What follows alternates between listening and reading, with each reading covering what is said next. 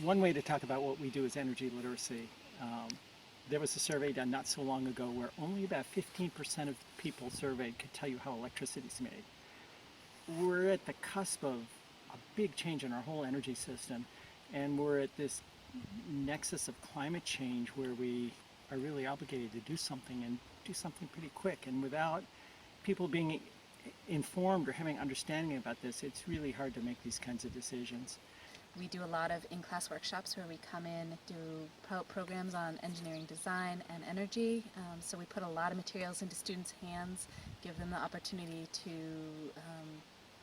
learn how energy works by actually doing things with their hands and their brains to figure it out. So the history of Project Atlantic was that the Town Energy Committee approached the school because they wanted to get students involved with investigating what our energy options were for the 21st century. We have a lot of things going on, things are changing a lot, and most of the public just thinks of renewable energy as solar panels and wind turbines, and they don't know anything about district heating, they don't know anything about biomass, they don't know that much about energy efficiency, and also Town Energy Committees sort of work in obscurity without anybody really knowing what they're doing, and so it was kind of a win-win. You're engaging students in learning about new options in energy, and you're helping the Town Energy Committee engage with the citizens of Brattleboro in sort of a crowdsourcing thing that would provide media for them that they really wouldn't be able to produce themselves, and they don't really have the time to do themselves, and so it seemed like a natural for us. The thing that was really great about the students in that course accessing it is that they were able to work independently on areas around energy use that were interesting to them, but then come together and build a coherent video that they then began to present in different venues, first in the community and then in state conferences, and more recently they've gone regional. So they've become established as a New England group doing work in the Project Atlantic program. You know, in Vermont we have an energy plan that says by 2050 we want 90% of our energy to come from renewables. Well, those kids who are now in school, that seems so small, it won't be many years before they're the decision makers in what's going on in Vermont. We've been doing the solar challenge where the kids design a solar concentrating collector to heat 12 ounces of water with the sun. One of the things that's really exciting about teaching about energy is that energy is totally invisible. We can only see its effects. And so we start with magnets with kids, and all kids know about playing with magnets. But when we talk about magnetic fields, they go, huh? But we have this little device, you can put the magnet in this thing of iron filings, and all of a sudden you can see the magnetic field here. So we're trying to make what's really abstract and invisible visible to the kids, so that they can then we take this magnet and we move it next to a coil of wire and they can see electricity being made. You know, you could go down the line one by one with all the students that did this, and the way that they engaged with this work, again, was the most astounding thing, to see what they were able to bring to it with their creativity and their skills, and what the magic of this kind of work is. We're not telling them what to think, and we're not telling them what to do. Because when they get their hands in this stuff, they get it.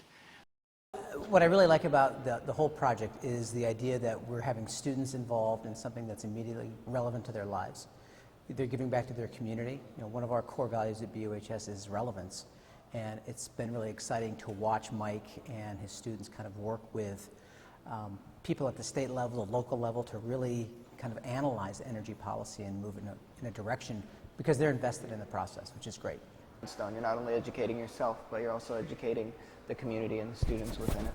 Once they touch that super hot water that's been heated by the sun, nobody will ever tell these kids solar doesn't work.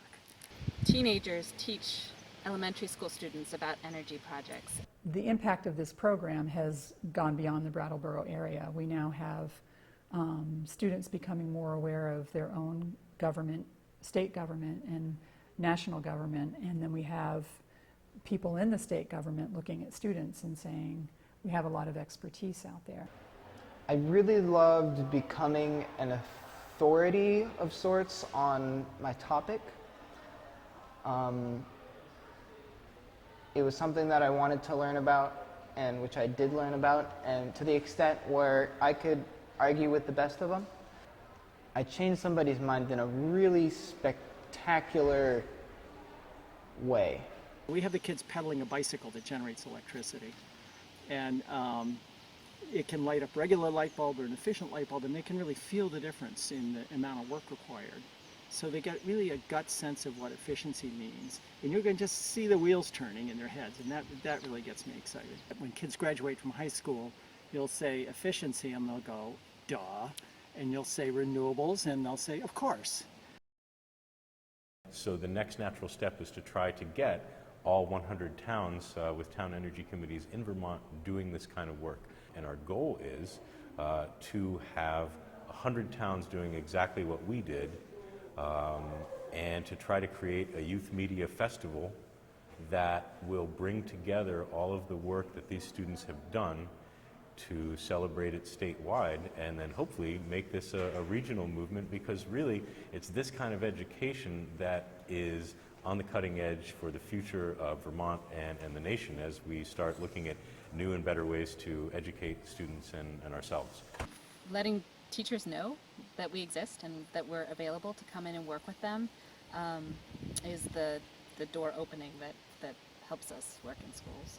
They just need to call us or go to our website and hit the contact button, and we'll call them back and find out. We try and work directly with each teacher and find out what their needs are, so that what we're doing fits in with what they're trying to get accomplished. Students, young people have been the really energetic movers and changers and fighters in society, and if we can steer them to take that energy and direct it into the field of energy and clean living and renewability, then that'll be a good step towards solving our biggest problem, which is energy and clean living and renewability.